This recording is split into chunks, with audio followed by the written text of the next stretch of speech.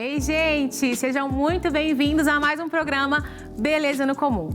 Para mim é um prazer estar com vocês aqui toda sexta-feira, trazendo temas do seu dia a dia, do meu dia a dia e tentando te cutucar um pouquinho assim para que a gente se torne pessoas cada dia melhores. E o tema de hoje vai falar sobre o outro. A gente está acostumado muito a falar da gente, né? Hoje nós vamos te levar a olhar um pouco para o outro. Fica comigo até o final, vai ser muito especial.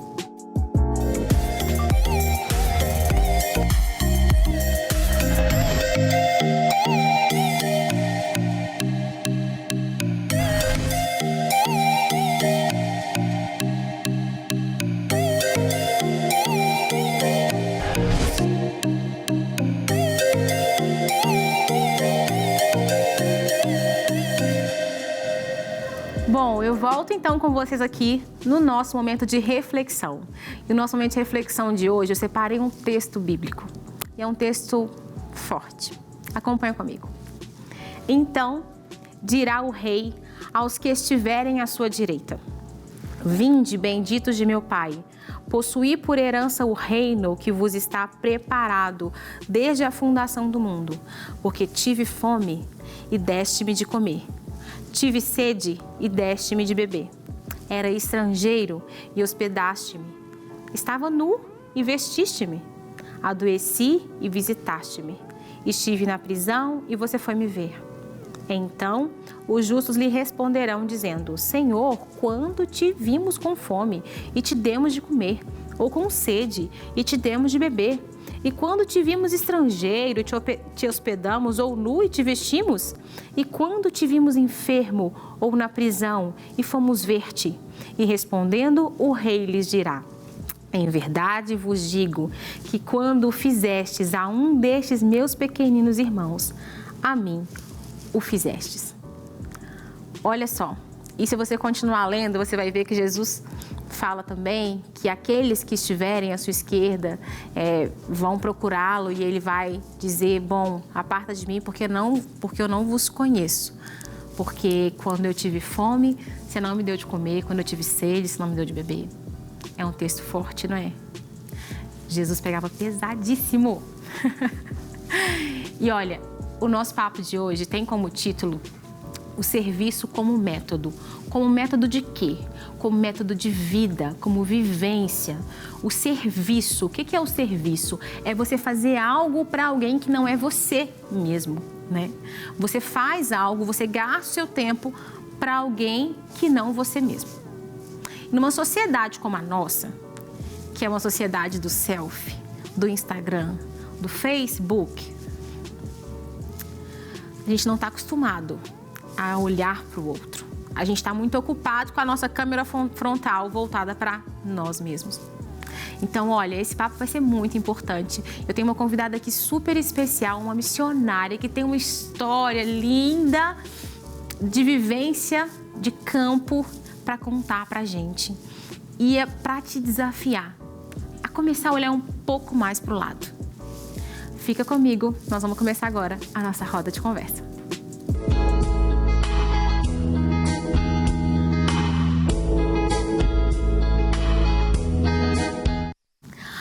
Bom, voltamos aqui então com a minha querida amiga que trouxe a sua filhotinha maravilhosa, que eu vou postar nos meus stories aí, vocês vão ver, a Aninha. Julie, obrigada pela presença aqui comigo hoje, viu? Para mim é um privilégio ter você aqui. Eu que agradeço, Pri.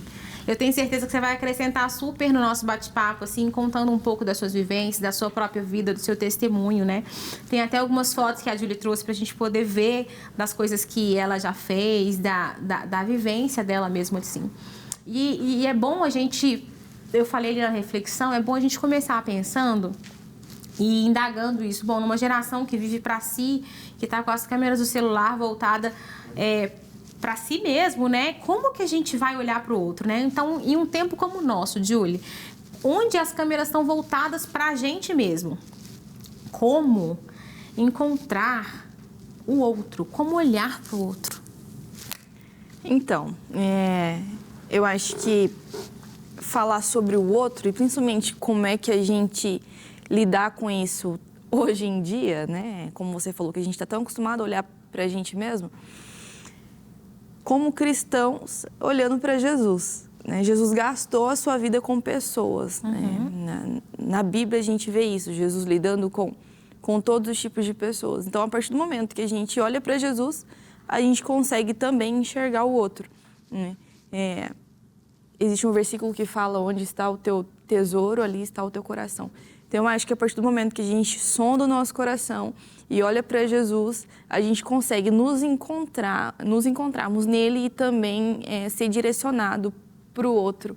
Porque a partir do momento que o tesouro, né, do nosso coração está, eu acho que realmente na fonte, em Jesus, ele nos ensina, porque ele se preocupa com o outro. Então, ele nos ensina a olhar para o outro, a partir do momento que a gente olha para ele. Essa resposta foi sensacional. Como eu encontro o outro? Olhando para Jesus. Olhando para Jesus. Porque quando a gente olha para Jesus, não tem como não encontrar o outro, né? Exatamente. Jesus, ele veio nos ensinar a viver para além de nós mesmos, né? Exatamente. Para a gente encontrar significado na partilha da comunhão, né? E comungar, partilhar, é viver para além de si próprio, né? E muito peculiar e muito pontual, eu acho, assim, o que você falou. Gostei demais, assim. E conta pra gente um pouco, Julie, das suas vivências como missionária. A gente estava conversando aqui antes nos bastidores. Tem projetos para o futuro, assim, de continuar vivendo isso em outros lugares. Conta pra gente um pouquinho do que você já viveu até aqui. Você não é daqui de BH? Não sou de Belo Horizonte. Eu amo BH, eu amo Minas Gerais. Eu acho que de todos os lugares que eu já passei, BH é o lugar que eu mais gosto de morar. Ah, gostei. É por causa do pão de queijo ou é por causa da gente mesmo? Eu não como pão de queijo, gente. Ai, meu Deus, Julie, isso é um pecado. Você tem BH e não comer pão de queijo. Não como pão de queijo, mas eu amo mineiro, eu amo Belo Horizonte. A minha filha é mineira, né? Nasceu delícia aqui demais. em Belo Horizonte. Então, eu estou em missões há 7 anos. Estou em missões desde os meus 18. Na verdade, eu fiz 18 anos já em missões. Eu sou de Cuiabá, Mato Grosso. E assim que eu fiz 18 anos, eu fui para um treinamento, né, para viver realmente em missão integral.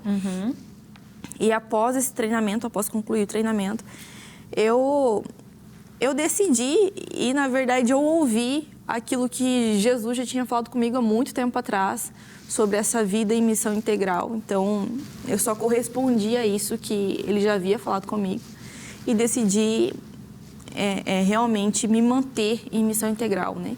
Então, em 2015, eu já vim para Belo Horizonte, porque o meu foco foi sempre trabalhar com pessoas em situação de risco. E aqui existiam algumas casas lares, alguns abrigos, que trabalhavam diretamente com crianças que estavam em situação de risco, acolhiam, né, nessas casas lares, e a gente poderia, de alguma forma, trabalhar ali, incluso com essas crianças. Então, esse foi meu primeiro objetivo para vir para cá, para BH. Né? Ai, que e lindo. aí eu permaneci por aqui, e eu acho que eu fiquei aqui por uns 4 anos, assim, direto, né, em missões. Depois eu saí para outros lugares, entre Sertão, África, enfim. Mas sempre com o mesmo propósito.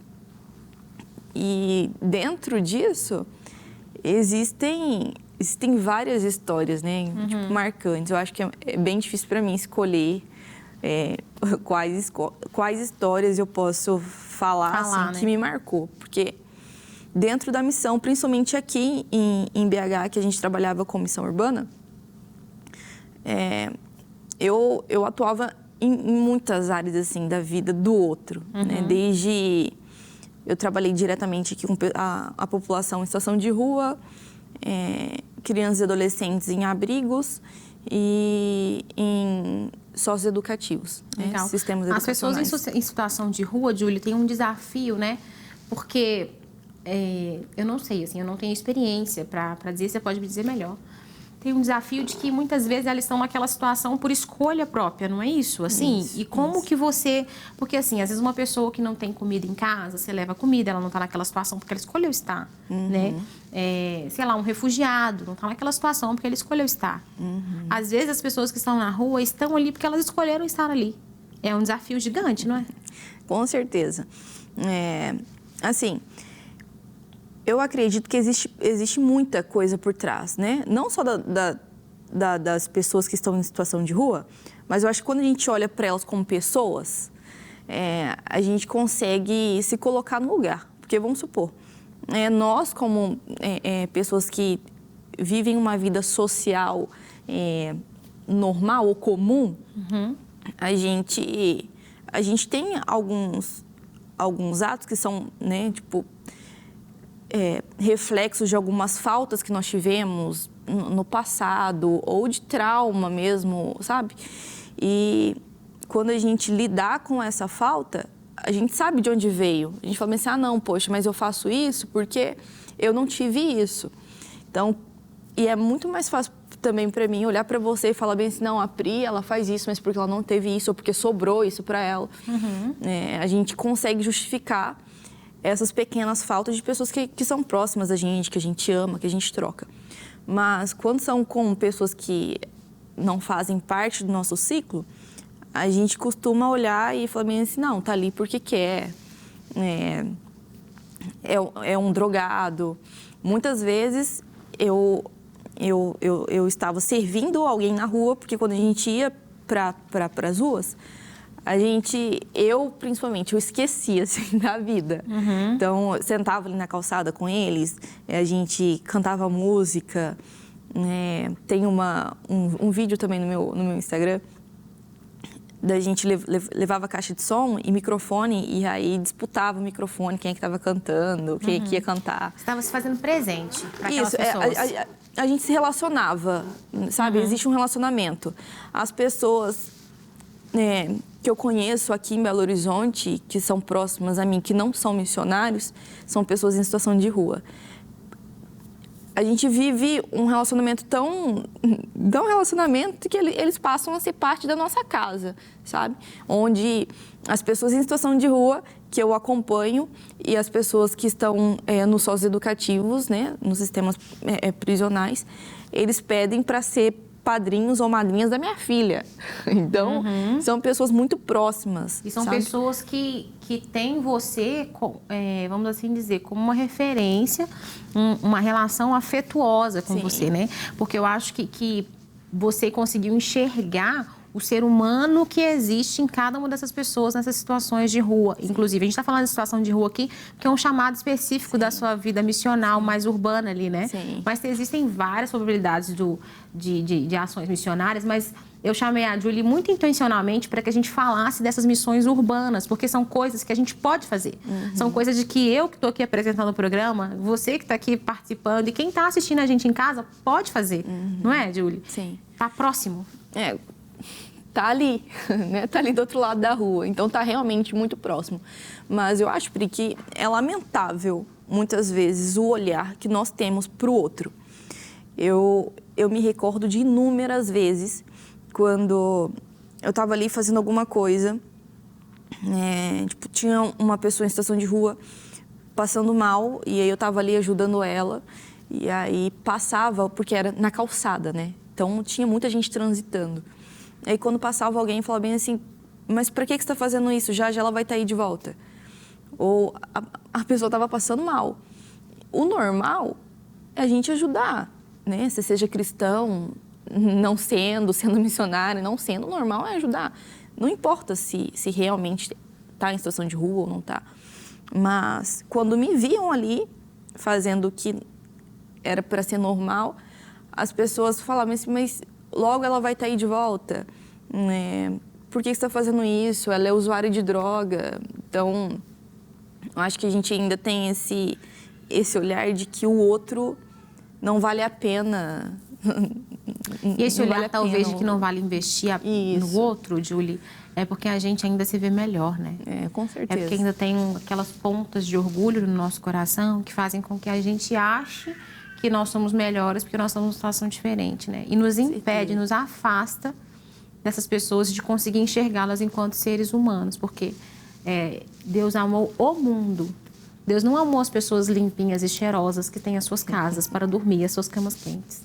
Né? Deus amou o mundo. Então, assim, o programa de hoje é para a gente poder dar uns tapas na minha cara aqui primeiro, na sua também, da sua casa, para a gente pensar o que eu estou fazendo para além de mim mesmo. Sabe? Onde eu posso me envolver? A Julie me contou um caso, vou pedir para ela começar a contar para a gente, de uma pessoa que ela acompanhou durante um tempo na rua, né, Júlia? Qual que é o nome dela mesmo? O nome dela é Alexandra. Alexandra. Isso, E a Alexandra estava com um problema para andar, não é? Isso. A gente chama ela de Leca, então... Eu acho que eu tenho algumas fotos aqui da Leca, eu vou pedir a produção para ir colocando, a gente vai identificar ela.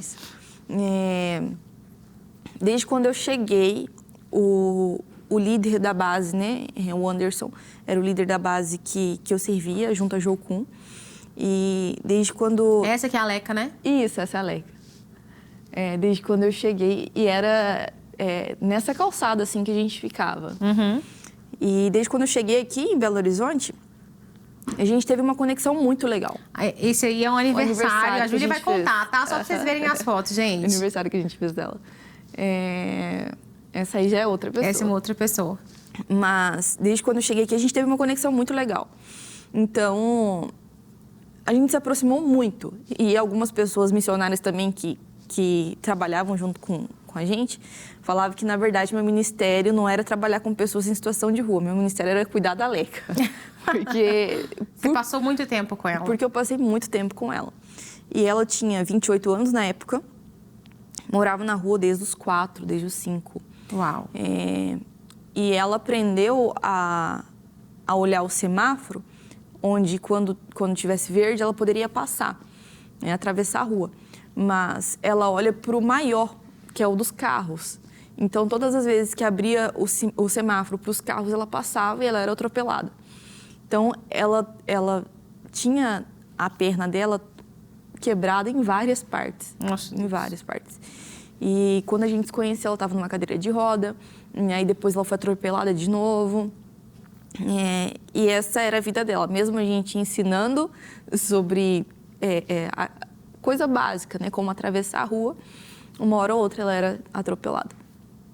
E então, a Leca, ela demandava muito serviço, né? Ela demandava muito cuidado, onde todas as necessidades básicas dela precisava de alguém para ajudar isso, a suprir, com limpeza, com tudo.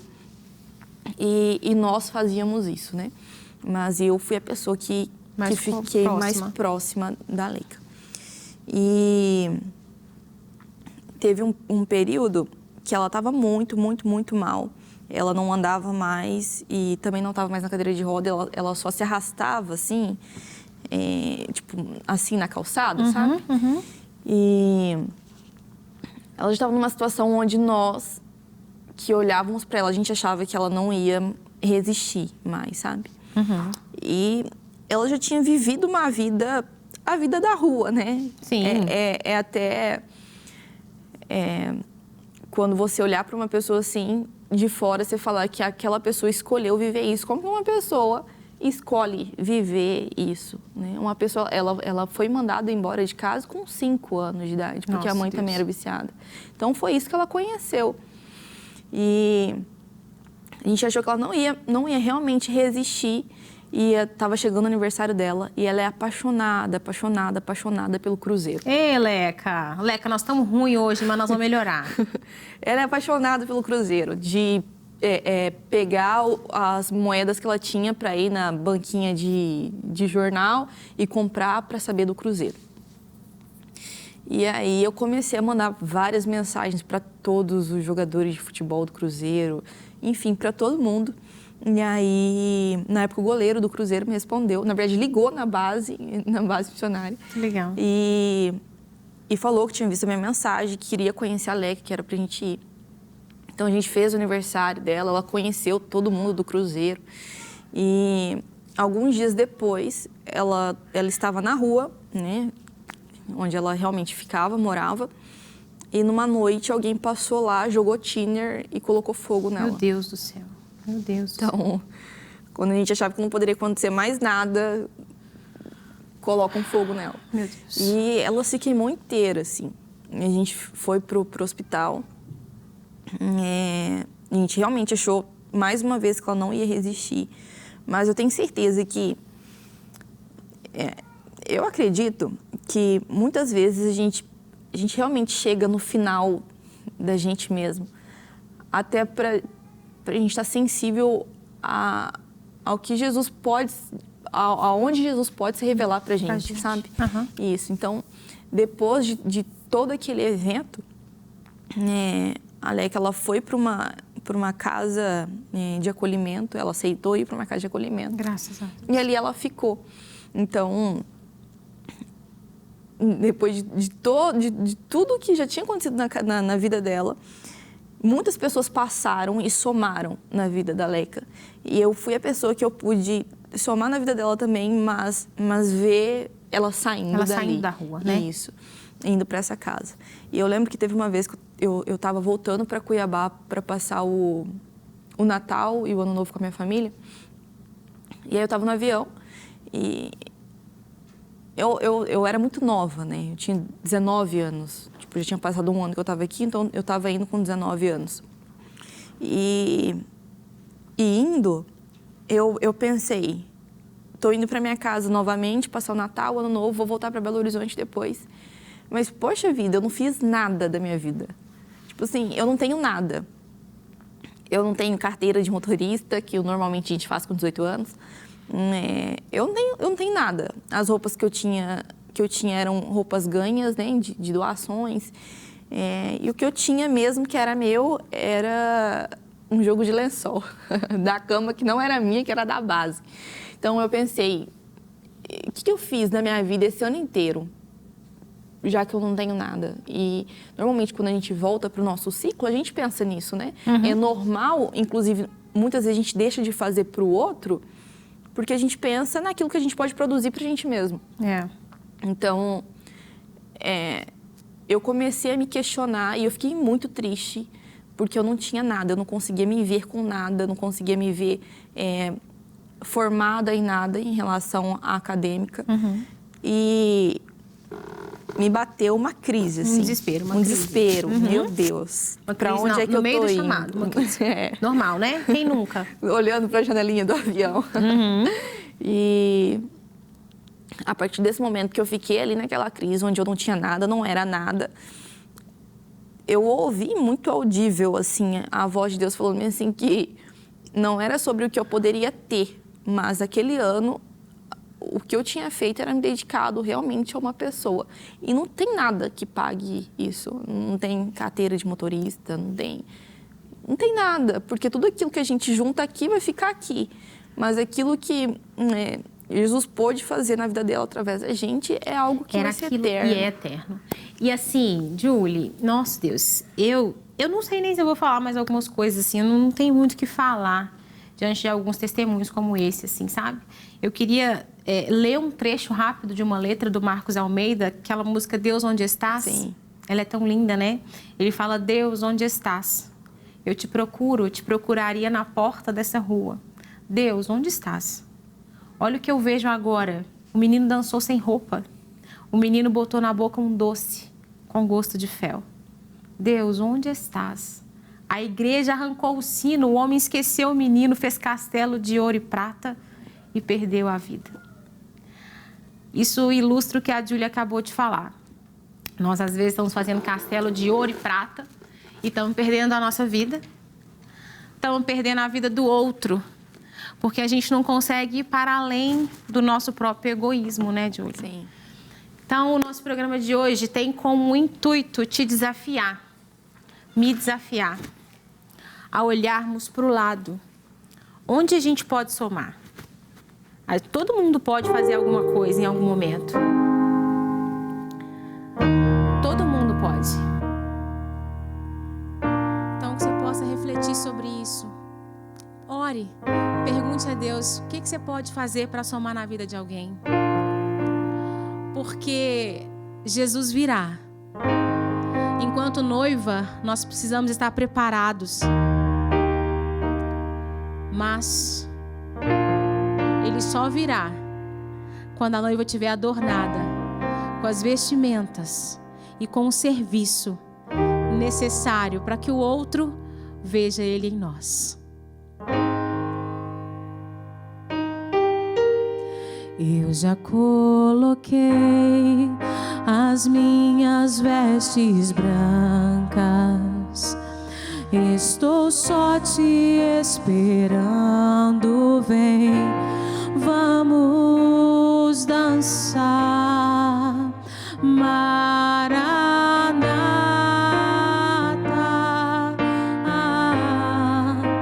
Maranata. Tem fogo nos olhos, eu não imaginava que era lindo assim, que era lindo assim. Meu noivo esperado, eu abro a minha casa, pode morar aqui, pode morar aqui. Será que você pode abrir a sua casa para servir outra pessoa? Será que você pode abrir o seu coração para viver para além de você mesmo? Para que então chegue o grande dia e a gente diga a Ele: Maranata, ora vem, Senhor Jesus.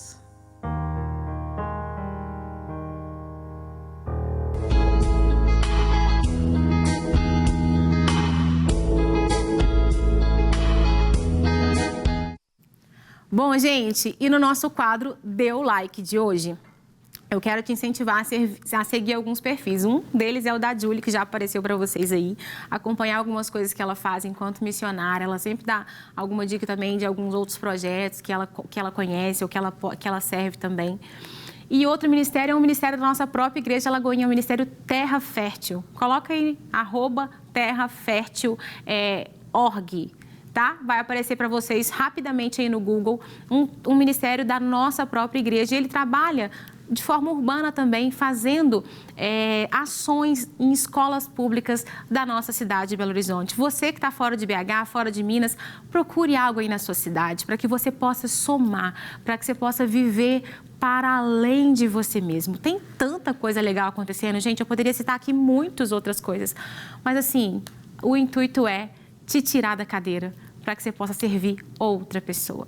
E antes da gente terminar o nosso programa, Júlia, eu quero te agradecer pela presença, pela soma dessa construção da nossa conversa aqui hoje. Obrigada mesmo. Deus te abençoe cada dia mais. Amém. O Luan, a Ana, a sua família toda, em nome de Jesus. Amém. Obrigada, amém. Viu? Obrigada. Gente, antes da gente encerrar, eu quero mostrar para vocês, já apareceu aí, hoje eu estou vestindo as semijoias da Maria Turquesa, como sempre, coisas lindas para vocês, sempre aqui no nosso programa e também no Instagram da Maria Turquesa, tá aparecendo aí pra vocês. Meninas, vocês não podem deixar de lá dar uma olhada. Olha, esses anéis todos são de lá, essa pulseira maravilhosa, o brinco. Tô toda aqui de Maria Turquesa hoje, eu quero agradecer mais uma vez pela parceria. Tenho certeza que se você for lá no Instagram, procurar as coisas, você vai ser tão bem atendido quanto eu sou bem atendida pela Maria Turquesa. Obrigada pela parceria, um beijo pra vocês, até o nosso próximo Beleza no Comum.